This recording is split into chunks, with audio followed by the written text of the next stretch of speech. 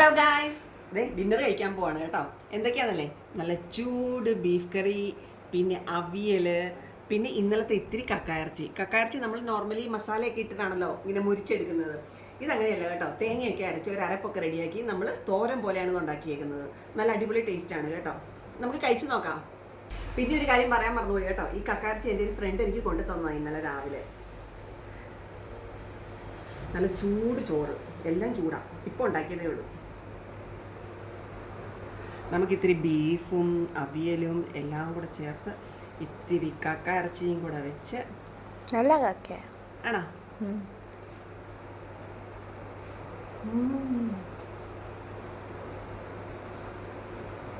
Beef നന്നായിട്ട് വെന്തിട്ടുണ്ട് കേട്ടോ.